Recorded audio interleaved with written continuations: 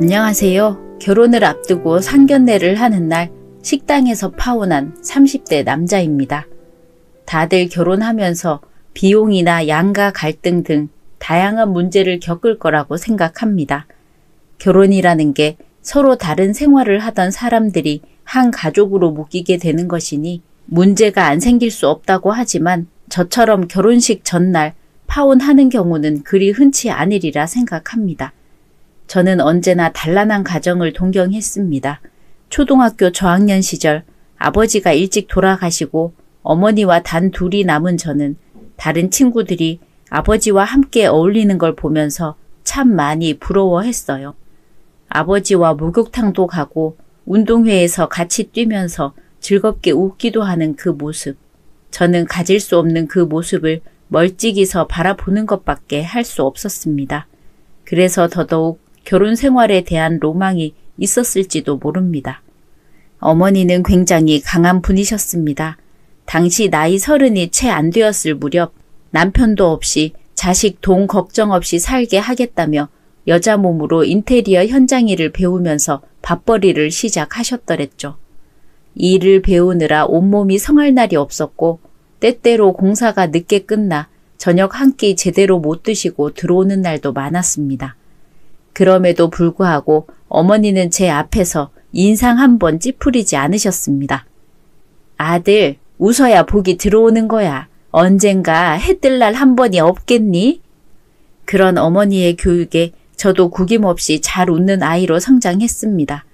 물론 저를 무시하고 아버지 없다 욕하는 아이들도 있었지만 그런 사람들보다는 저를 좋아해주는 사람이 인생에 더 많더라고요. 그런 제 인생이 복받았다고 생각합니다. 어머니의 노력 덕분이었을까요? 저는 돈 걱정 없이 공부에 집중해 좋은 대학에 진학했습니다. 대학에서도 꽤 좋은 성적으로 일찍이 대기업에 입사를 했죠. 저는 대학 다닐 적에도 업무 관련 자격증을 따거나 공모전 나가는 것을 좋아했는데 수상 경력이 실제 업무에서 많이 도움이 되었습니다. 그래서 관련 프로젝트에 참여도 많이 할 수 있었고 실적을 인정받아 승진도 다른 사람들보다 빨리 한 편이었어요. 제가 대리로 승진한 날 어머니께서 그렇게 기뻐하시는 모습을 처음으로 본 것 같습니다. 이제 우리 아들 행복할 일만 남았다. 행복할 일만 남았어.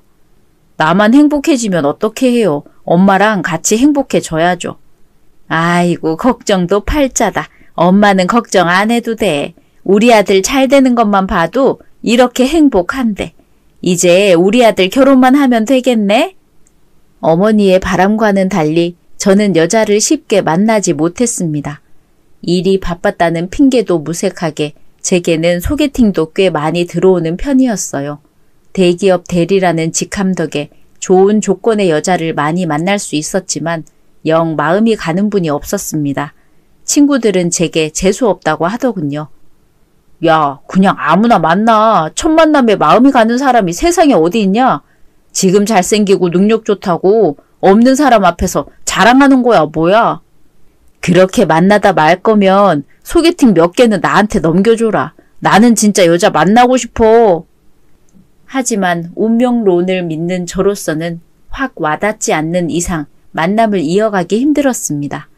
이대로 혼자 살아도 괜찮은 걸까 고민하고 있던 와중 어느 소개팅에서 저는 한 여자를 만나게 됩니다. 스타일 참 좋으시네요. 첫 만남에서부터 눈을 동그랗게 뜨고는 발랄하게 말하는 그녀에게 첫눈에 반해버렸습니다. 어머니의 영향인지 웃음이 예쁜 사람을 좋아하던 저는 그렇게 밝게 웃는 사람을 처음 보았어요. 제가 먼저 애프터 신청을 한 사람도 이 사람이 처음이었습니다. 사귀는 동안에도 그녀는 제게 큰 힘이 되어 주었습니다. 자기야, 요즘 일 많이 힘들어? 우리 맛있는 거 먹으러 가자. 새로운 맛집 알아뒀어. 제가 힘든 기색을 보이기라도 하면 제 기분을 풀어주기 위해 노력하는 여자친구를 위해 제가 못할 일은 없었습니다. 여자친구에게 선물도 자주 해 주었고 그럴 때마다 여자친구는 참 좋아해 주더군요. 해맑은 미소는 시간이 지나도 변하지 않았습니다. 여자친구의 집안도 썩 좋은 편은 아니었습니다. 아버지, 어머니 두 분 다 계셨으니 저보다는 더 좋은 환경이었을지 모릅니다만 아버지는 몸이 안 좋아 매일 일하지는 못했고 어머니는 일 한번 해보신 적 없는 전업주부였습니다. 그런 상황에서 여자친구는 일찍 아르바이트를 하며 돈을 벌기 위해 고등학교를 졸업하고는 중소기업 사무직으로 일하고 있었습니다.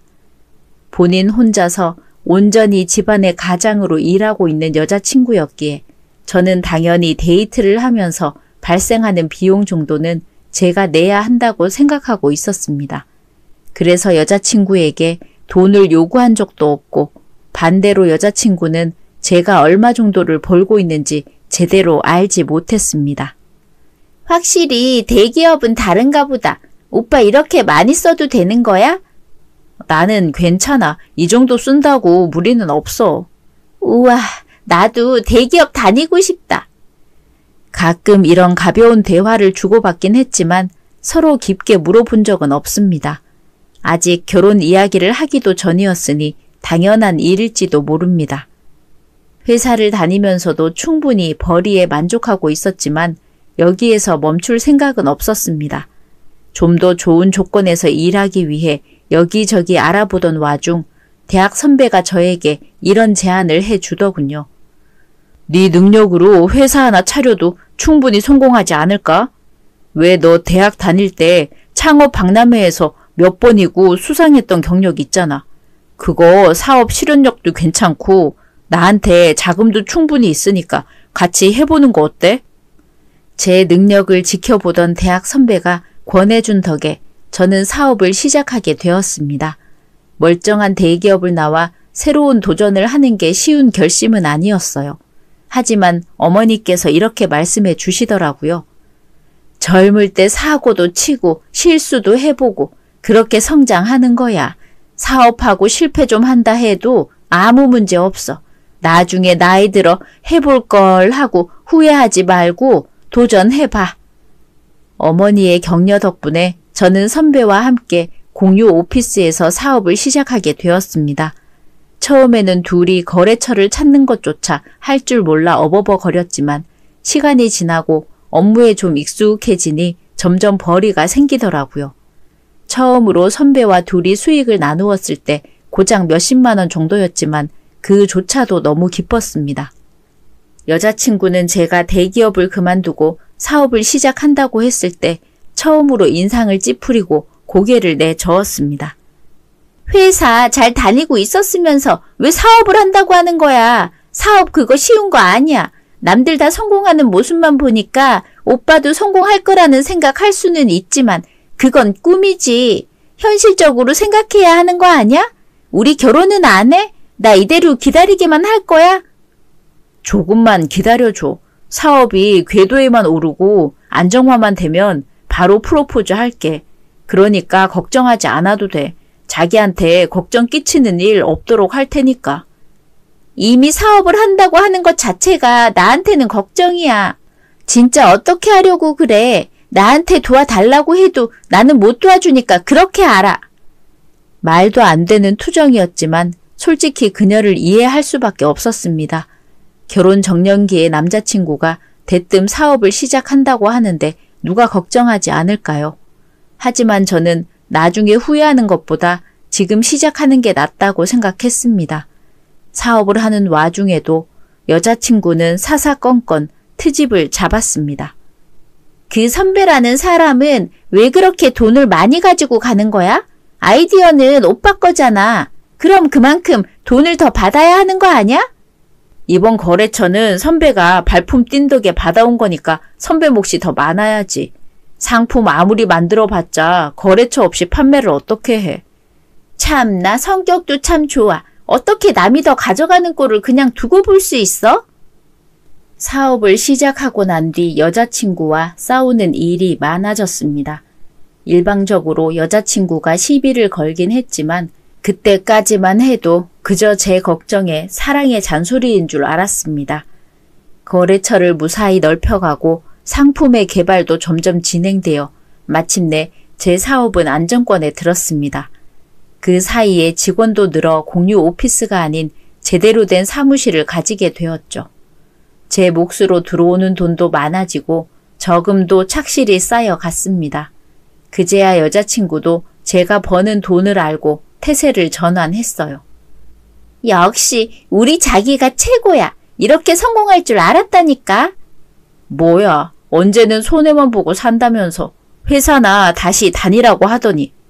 그거야 자기가 자기 몫을 제대로 못 챙기는 것 같아서 그랬지. 자기 몫 제대로 챙기면 오히려 사업하는 자기 환영이야. 돈이 좀 들어오는 게 보이고 난 뒤에야 저를 응원해주기 시작한 여자친구. 좀 이상한 기분이 들었지만 그래도 안심했다니 다행이라는 생각이 들었습니다. 이때까지만 해도 제가 잘못 생각하고 있다는 걸 몰랐습니다. 사업이 어느 정도 성공 궤도에 들어선 뒤 여자친구는 본격적으로 결혼 이야기를 꺼내기 시작했습니다. 우리 결혼은 언제 해? 자기 나이도 있고 더 늦으면 힘들지 않을까? 나도 빨리 결혼해서 자기 내조하면 더 좋지 않겠어? 당시 저는 모은 돈이 약 5억 정도 있었습니다.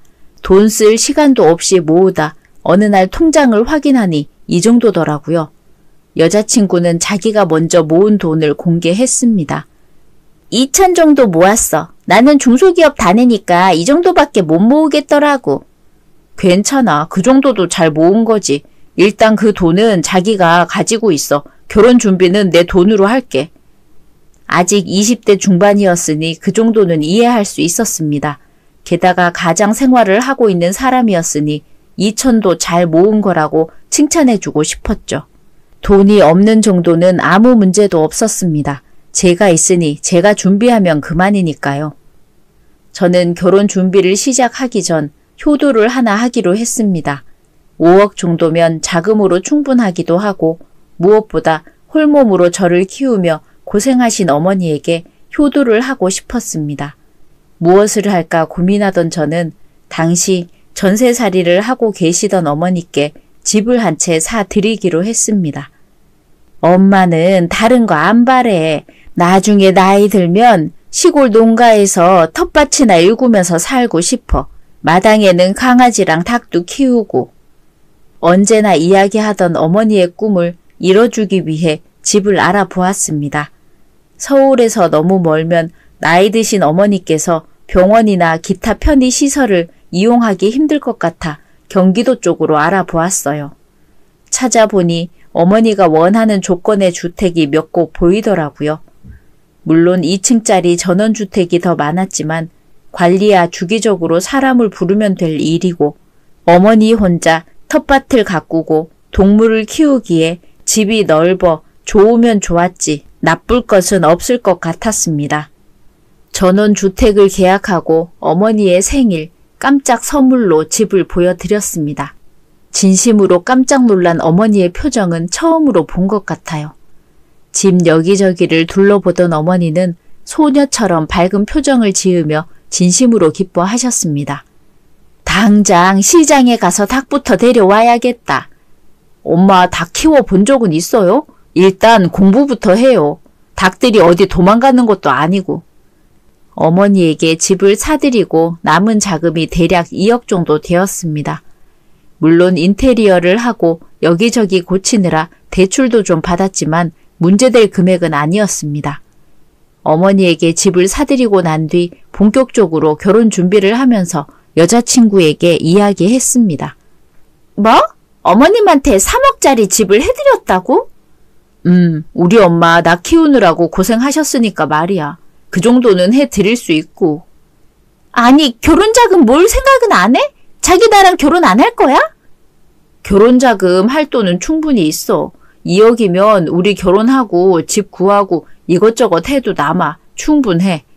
결혼자금에 충분한 게 어디 있어. 말도 안 되는 소리 하지 마. 남은 돈 2억에 3억짜리 집이면 좋게 5억은 있었다는 소리 아니야. 그럼 그 돈으로 더 호화로운 결혼식 올릴 수 있는 거잖아. 신혼여행도 더 좋은 곳으로 갈 수 있고. 2억으로도 충분히 한다니까. 내가 우리 엄마한테 효도한다는데 자기가 왜 그러는 건데. 진짜 내 생각은 하나도 안 하는 거지. 자기 너무해. 나 진짜로 화났어. 처음 이 일로 싸웠을 때는 자신과 상의도 없었다는 점에서 화가 난 줄 알았습니다. 하지만 그게 아닌 것 같더라고요. 그저 제가 돈을 썼다는 그 자체에 화가 난 것 같았습니다. 그 대상이 자신이 아니라 다른 사람이라는 게 마음에 안 드는 모양이었어요. 슬슬 욕심을 부리는 여자친구의 모습에 이 결혼을 계속 진행하는 게 맞나 다시 한번 생각해 보게 되었습니다. 그걸 왜 자기가 화낸다냐? 자기 돈 마음대로 쓴 것도 아니고 네 돈 네가 쓴다는데 왜 자기가 화를 낸대? 아니 화낼 만도 하죠. 3억이 네 집 개 이름도 아니고 그 큰 돈을 혼자 썼다는데 그래도 자기가 결혼할 사람인데 상의 정도는 해줘도 된다고 생각하지 않았을까요? 아니 그러니까 그걸 왜 자기가 화내냐고. 막말로 얘가 게임이나 낚시, 골프 이런 거에 미쳐서 말도 없이 3억 썼다고 하면 화낼 만도 하지만 효도했다잖아. 평생 자기 키우느라 고생하신 어머니 집 해드렸다고 하는데 그렇게 화낼 일이야? 자기가 보태준 것도 없으면서 화가 나더라도 이해해야 하는 거 아니야? 그거야 그렇지만 그래도 자기가 가족이 될 사람인데 예고 정도는 해줄 수 있을 거라고 생각한 거 아닐까요? 무시당했다고 생각한 걸 수도. 회사 사람들에게 물어보았지만 다들 의견이 분분하더군요. 그렇게 여자친구의 의중을 모른 채 상견례 날짜가 다가왔습니다. 미리 예약해둔 룸에는 여자친구와 그녀의 어머니가 먼저 와 있었습니다.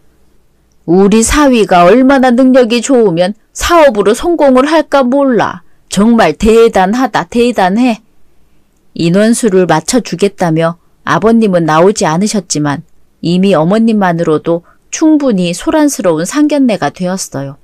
어찌나 목청이 좋으신지 까랑까랑한 목소리가 복도 전체에 울려 퍼지고 있었습니다. 활발하긴 해도 조용하신 어머니와는 완벽하게 대비되는 분이셨습니다. 이야기 많이 들었어요. 이번에 아드님이 3억짜리 집을 사드렸다면서요. 역시 사업하는 아들이 좋긴 좋네요. 아들이 효도해 준다고 하니 저야 고마울 따름이죠. 저였다면 딸이 집 사준다고 해도 미안해서 못 받았을 텐데 말이에요. 아휴, 부모 체면이 있지 어떻게 그런 걸 덥석 받겠어요. 말하는 게 묘하게 기분이 나빴습니다. 어머니가 제게서 집을 받는 게 꼭 체면 차리지도 못할 일이라고 하시는 것 같았어요. 하지만 어머니도 별말 하지 않으시고 제가 끼어들기도 이상한 것 같아 그저 듣고만 있었습니다. 애들이 결혼하는데 어른이 도와주지는 못할 망정 더 가져가는 일은 못하겠죠? 어휴, 저는 우리 딸한테 한복 하나 받으려고 해도 미안해 죽을 지경이라서요. 요즘에는 한복 같은 건 대여하는 곳도 많다고 하더라고요. 그 편이 더 저렴하다고 하고요. 아무리 세상이 바뀌었다고 해도 양가 부모 옷 한 벌씩은 해와야 하는 거 아닌가요? 뭐 요즘에는 한복 입을 일은 없으니 차라리 양장이라도 한 벌 맞추는 게 나을 것 같네요. 이거 다이어트라도 해야 하나? 결혼은 내가 하는데 왜 엄마가 다이어트를 한다는 거야? 이거 참 엄마도 못 말린다니까. 적막한 방 안에서 경박한 웃음을 내는 건 여자친구의 어머니뿐이었습니다. 저와 어머니는 그저 싸해지는 등골을 무시하며 입꼬리만 올리고 있을 뿐이었죠. 그때였습니다. 어머 죄송합니다. 정말 죄송합니다. 음식을 나르던 종업원 한 분이 간장 종지를 제 앞에 엎질렀습니다. 빠르게 자리에서 일어났지만 옷 앞섭이 더러워진 건 어쩔 수 없더군요. 간장으로 얼룩져가는 셔츠를 보며 여자친구가 종업원에게 화를 내었습니다. 저기요, 뭐 하는 거예요? 중요한 대화하는 중에. 죄송합니다. 괜찮습니다. 자기도 그렇게 화낼 거 없잖아. 실수할 수도 있지. 종업원이 상당히 어려 보였습니다. 고등학생이나 대학생쯤 되었을까요? 이제 막 아르바이트를 시작해서 일이 손에 익지 않은 모양이었습니다. 여자친구의 호통에 점점 하얘지는 안색을 달래주면서 저는 밖으로 나섰습니다. 화장실에서 간단히 간장 얼룩을 지우고 복도로 나온 저에게 방금 그 종업원이 우물쭈물 다가와 다시 한번 고개를 숙였습니다. 정말로 죄송합니다. 제가 오늘 아르바이트가 처음이라 실수를 해버렸어요. 정말 죄송합니다. 사과는 그만해도 돼요. 실수할 수도 있는 거니까요. 옷 정도야 세탁하면 되는 거고요. 사과 안 하셔도 됩니다. 이런 걸로 컴플레인 걸지 않을 거예요. 웃으며 안심하라 말해줬지만 종업원의 얼굴은 영 펴질 생각을 하지 못했습니다. 저는 그 얼굴을 보고 혹시라도 사과 이외에 할 말이 있는 게 아닐까 하는 생각이 들었죠. 한참 제 앞에서 머뭇거리던 종업원은 이내 결심한 듯 제게 말했습니다. 저 아까 언니들이 말하지 말라고 했는데 이건 말해야 할 것 같아서요. 사실 아까 여자친구분하고 어머니 두 분만 룸에 있을 때 하던 이야기를 몰래 엿들었어요. 네? 엿들었다고요? 네, 전원주택 산 거 우리가 뺐자 이런 이야기를 하고 있었어요. 종업원의 이야기를 듣고도 이해를 잘 하지 못했습니다. 제 눈치를 보던 종업원은 이내 주먹을 꾹 쥐고 결의를 다진 것처럼 보였습니다. 그 집 양반 혼자 사는데 뭐 그런 좋은 집을 사주냐. 다 늙은 양반 청소하기도 힘들 텐데 그냥 그 집 우리가 빼서 살자. 장인어른 장모님 모시고 사는 것도 사위가 해야 할 의무 아니냐. 돈 잘 버는 남편 뒀으니 이제 남은 건 돈 빼먹는 것뿐이다. 여자친구분이 하신 말씀이에요. 언니들은 이런 이야기 듣고도 분란 만들면 나중에 컴플레인 들어온다고 이야기하지 말라고 했지만 아무리 생각해도 말씀드려야 할 것 같아서요. 종업원의 작은 용기에 저는 할 말을 잃었습니다. 그동안 여자친구가 어머니의 집에 대해 불만이 많다는 건 알고 있었지만 설마 그 집을 빼서 살자는 소리를 할 줄은 몰랐습니다. 그렇다고 이 작은 여학생이 없는 소리를 할 리도 없겠죠. 저는 혼란스러운 마음에 이마를 감싸 쥐었습니다. 종업원은 슬쩍 룸의 눈치를 한번 보더니 목소리를 낮춰 제게 속삭였습니다. 사실은 손님이 화장실 가고 난 뒤에도 룸에서 무언가 이야기하는 것 같아요. 지금 바로 가보시는 게 좋을 것 같은데. 그 말을 들은 즉시 저는 룸의 문 앞에 다가갔습니다.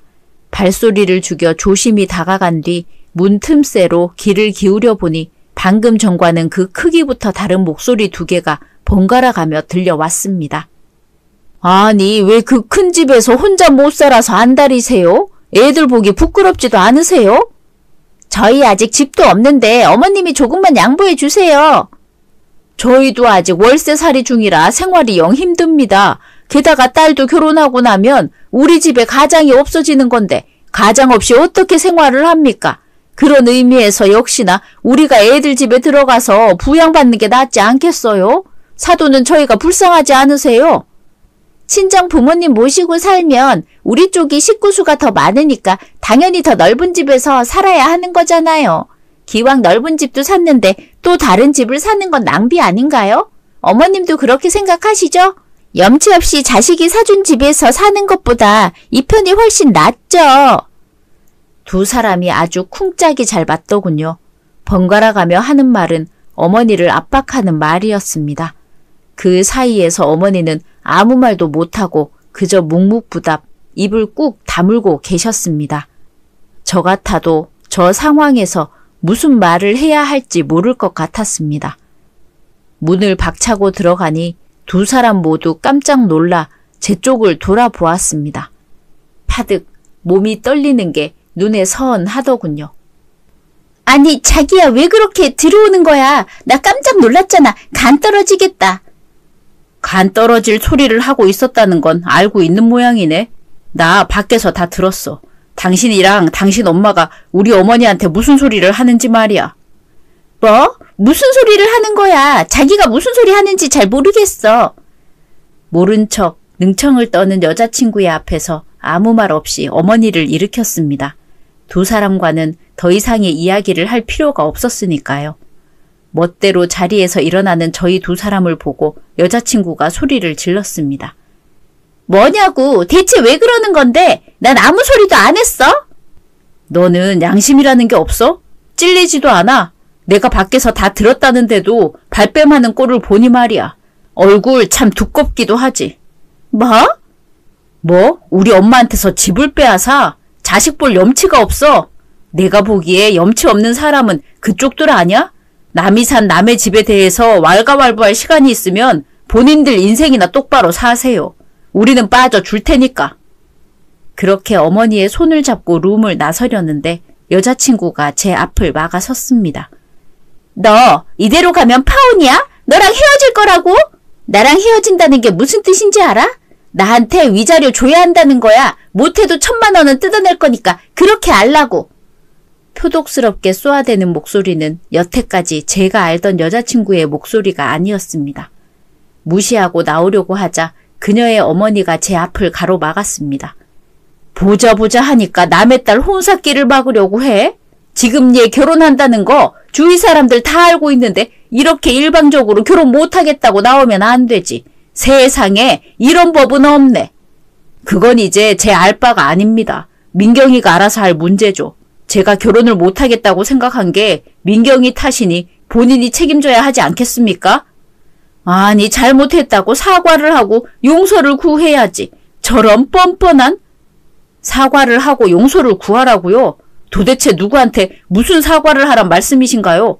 오히려 그건 민경이와 민경이 어머님께서 저와 제 어머님에게 하셔야 할 일 아닌가요?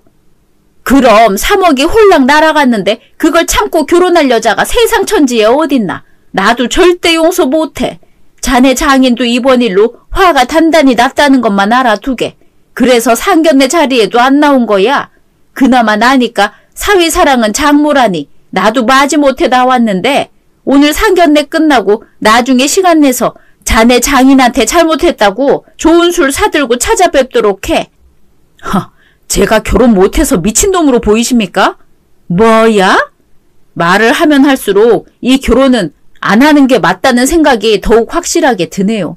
남의 집 기둥은 뽑아오는 거 아니라는데 그대 기둥 다시 가져다 평생 우려 드세요. 저는 우리 집 기둥이라 그만. 아니 이놈이 어른이 말씀하시는데 어딜? 예비 장모가 얼마나 세게 때린 건지 짝 소리와 함께 제 고개가 돌아갔습니다. 엄마! 수혈가 피! 손님! 그 자리에 있던 사람들은 너무 놀라 제 얼굴을 바라보았죠.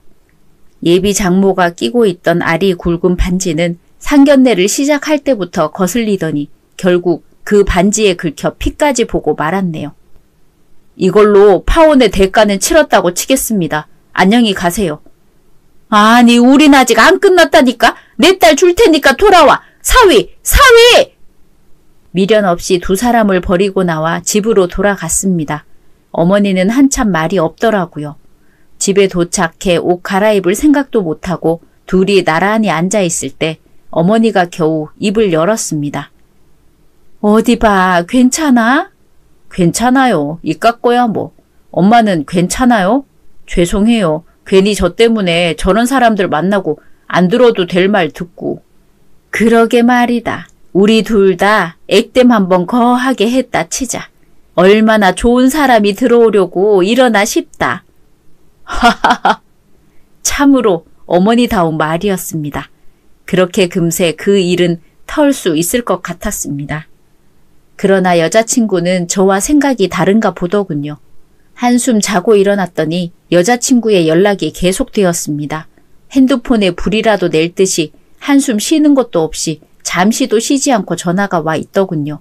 부재중 전화가 100통이 넘었고 카톡은 열어보기가 무서울 정도로 쌓여 있었습니다.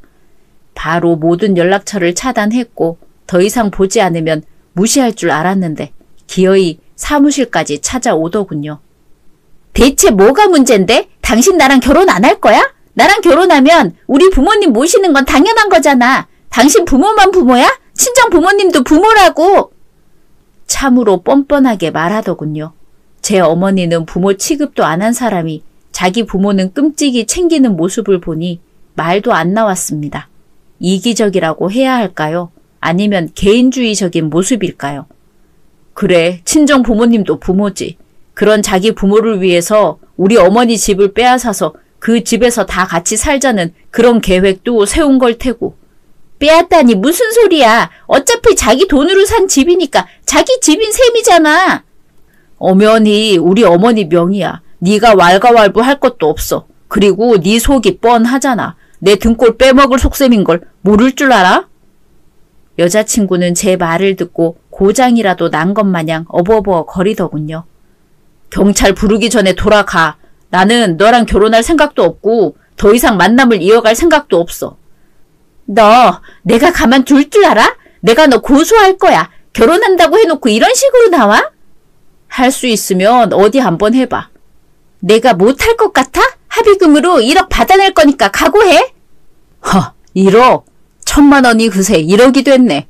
그래, 제주껏 한번 해보던가. 감옥에 갔으면 갔지. 너한테 줄 돈 같은 거 없어. 그렇게 여자친구는 진짜로 경찰서로 향했습니다. 하지만 실패했어요. 단순히 사귀다 헤어졌는데 잘잘못을 따질 일이 아니었죠. 그러자 독이 오른 여자친구가 저한테 맞았다고 신고를 했더군요. 그냥 조용히 넘어가려는 사람을 끝까지 건들길래 저는 바로 병원으로 가 진단서를 끊고 제출했습니다. 그녀의 어머니에게 맞았다고 폭행죄로 형사 고소를 진행했습니다. 그리고 거기에 대해 여자친구를 무고죄로 역고소를 할 수 있게 되었습니다. 그때까지도 상황 파악이 안 되었던 그녀는 마지막까지 패악을 부렸습니다. 이딴 게 어디 있어. 이건 말도 안 돼. 난 진짜로 맞았단 말이야. 거짓말 아니라고. 이 남자분은 저 여자분을 때린 적이 없습니다. 저 여자분 어머니가 오히려 이 남자분을 힘껏 때리셨죠. 여기 식당 CCTV도 있습니다. 식당 일도 바쁘실 텐데 이렇게 진술해 주셔서 감사합니다. 폭행죄와 무고죄는 저의 승리로 끝났습니다. 그렇게 그녀는 저에게 위자료를 지불해야 하는 상황이 되었고 겨우 모아두었던 결혼 자금을 모두 저에게 배상하게 되었네요. 저는 현재 어머니와 함께 전원주택에서 살고 있습니다. 어머니는 동물 키우는 일에 재미가 들리신 건지 현재 닭 10마리에 오리까지 추가로 키우고 계십니다. 마당을 오가는 닭들과 오리들이 이번 일로 마음이 많이 상한 어머니를 힐링시켜 주었으면 좋겠네요.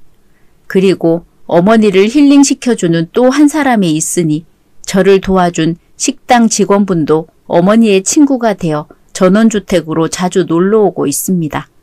알면 알수록 좋은 사람인 것 같아요. 어머니와도 많이 닮은 것 같기도 합니다. 특히 웃는 모습이요. 오늘의 이야기는 여기까지입니다. 재미있으셨다면 구독, 좋아요 부탁드립니다.